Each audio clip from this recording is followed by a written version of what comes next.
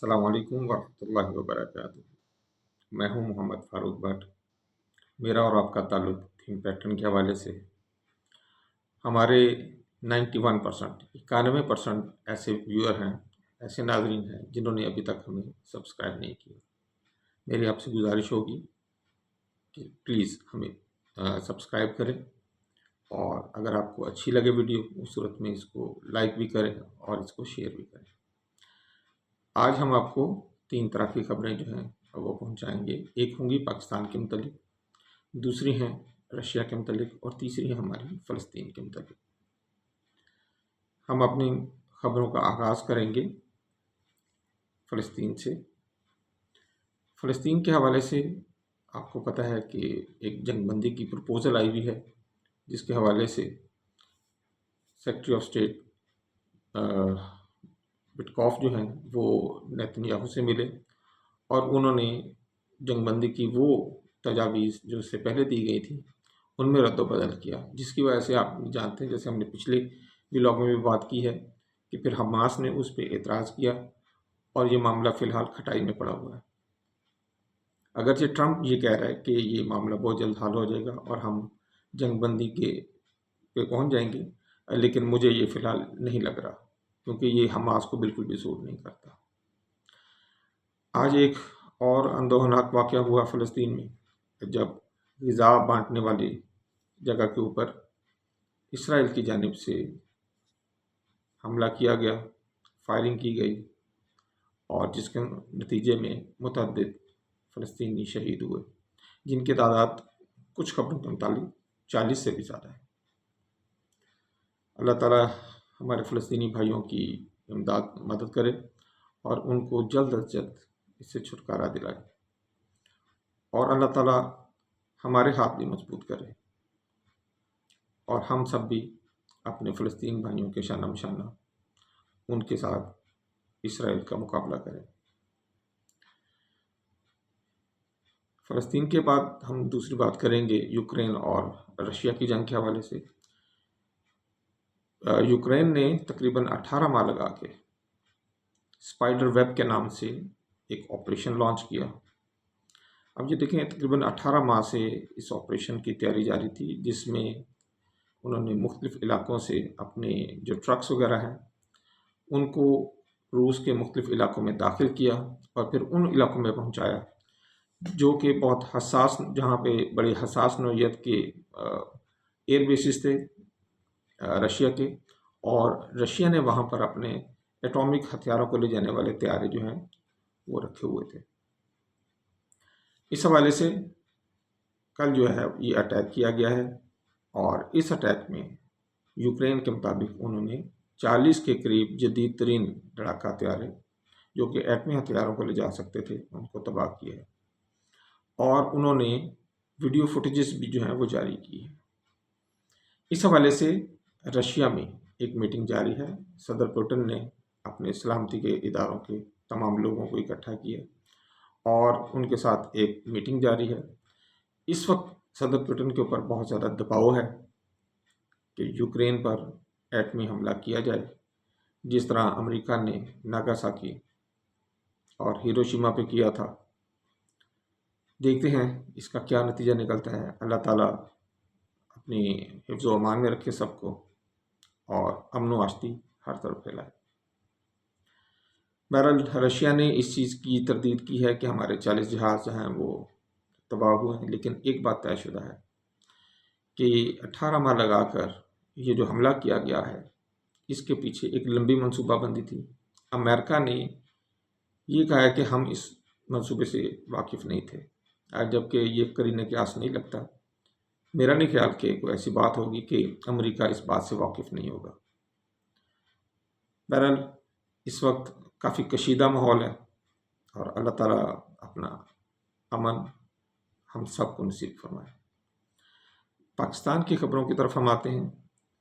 आप सबको बहुत मुबारक हो। अर्शा नदीम ने एशियन गेम्स में तलाई तमगा जीता है, और इनके रनर के तौर पे इनसे दूसरे नंबर पर भारतीय एथलीट थे। जेवलिन थ्रो में आपको पता है इससे पहले ओलंपिक उन्होंने जीता था, मेडल जीता था, गोल्ड मेडल, اور اب اس مرتبہ ایشین گولڈ میڈل حاصل کیا ہے، جس پر آپ کو بھی بہت زیادہ مبارک ہو۔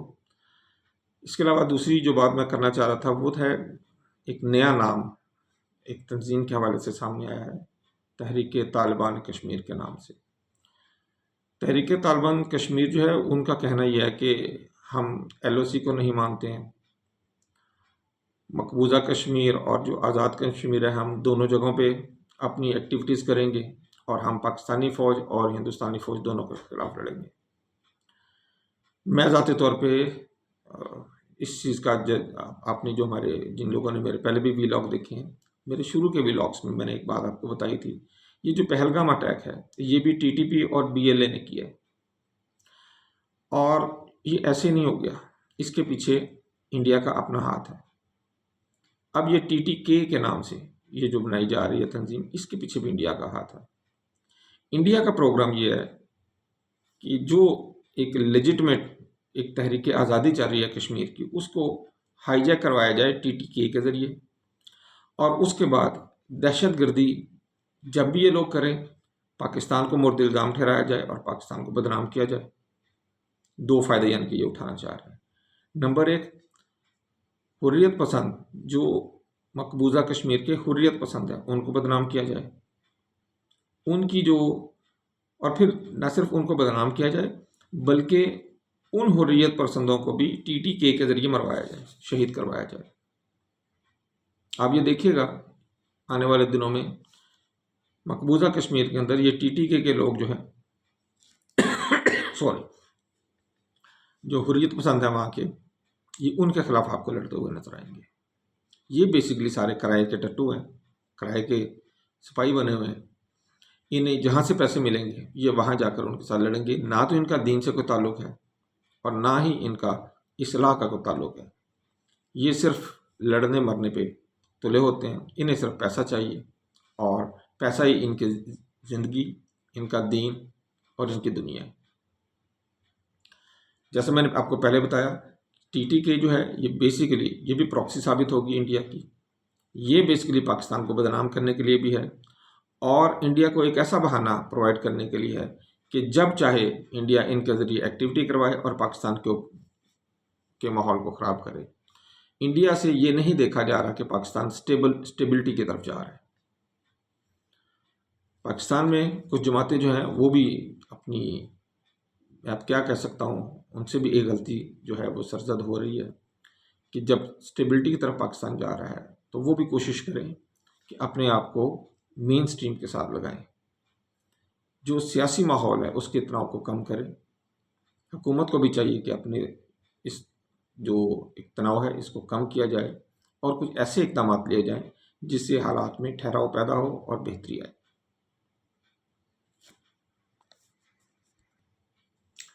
ڈیرہ غازی خان میں 4 دہشت گردوں کو واصل جہنم کیا گیا ہے، جو کہ فتنۃ الخوارج سے تعلق رکھتے تھے۔ اور یہاں پہ ایک آپ فرق دیکھیں کہ صوبہ پنجاب میں جو CTD ہے وہ کافی حد تک، ایک تو وہ خود ایک آزاد ادارہ ہے، اور دوسرا بہت پروفیشنل طریقے سے وہ اپنا کام کر رہے ہیں۔ یہی وجہ ہے کہ اس ابھی جو ریسنٹ جو واقعہ ہوا ہے ڈیرہ غازی خان میں، یہاں پہ 4 دہشت گردوں کو واصل جہنم کیا۔ اس سے پہلے آپ کو پتہ میاں والی کے علاقے عیسیٰ خیل میں بھی متعدد ایسی وارداتیں ہوئیں جس میں دہشت گردوں نے پنجاب میں گھسنے کی کوشش کی اور ان کو CTD نے مارا ہے۔ یہی CTD جو ہے یہ ادارہ صوبہ پختونخوا میں بھی قائم ہے، لیکن انفارچونیٹلی بدقسمتی ہم اس بات کو کہہ سکتے ہیں کہ وہاں پر اس کو اس طرح آپریشنلائز نہیں کیا گیا، نہ اس کے اوپر توجہ دی گئی ہے کہ جیسے یہ پنجاب میں اپنا کام خود کرتا ہے وہاں پہ بھی کر سکے۔ اب وہاں جب بھی دہشت گردانہ وغیرہ حملے ہوتے ہیں تو وہاں پہ فوری طور پہ فوج کو بلانا پڑتا ہے، پھر فوج جب جاتی ہے تو اس صورت میں آپ کو پتہ ہے عوام جو ہے، عوام کا کچھ حصے ایسے ہیں جو اس بات کو نہیں سمجھ پاتے اور وہ پھر فوج کی مخالفت کرتے ہیں۔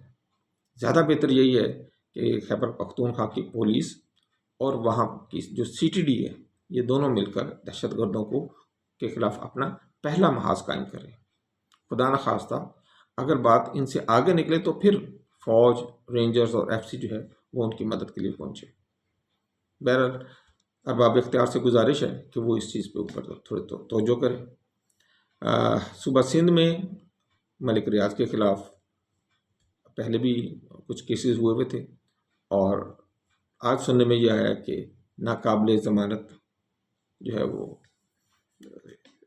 وارنٹ جو ہے وہ جاری ہو گئے ان کے خلاف۔ اب دیکھتے ہیں کہ اس کا نتیجہ کیا نکلتا ہے۔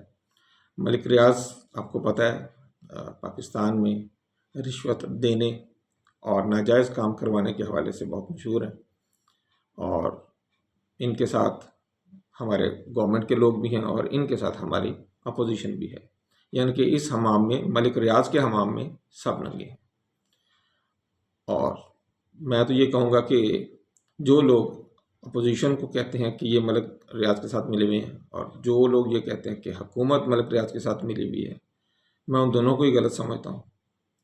نہ صرف یہ کہ حکومت، بلکہ فوج کے بہت سارے لوگ اور اپوزیشن، یہ تینوں جو ہیں، اور پھر ہماری عدلیہ، یہ چاروں، چلو پانچواں بھی ملاتے ہیں، یہ جو ہمارے بیوروکریٹس ہیں، یہ سب کے سب ملک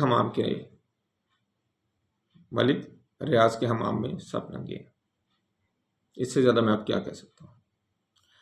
پھر کیمبرج کے امتحانات، آپ کو پتہ کہ ان کے متعلق یہ کہا جاتا ہے کہ یہ تو بہت سختی ہوتی ہے اس میں، اور بڑی دھیان کیا جاتا ہے کوئی پیپر لیک نہ ہو۔ کوئی دیکھیے پچھلے سال بھی ایک پیپر ان کا لیک ہوا، اس سال بھی 3 پیپر لیک ہوئے ہیں۔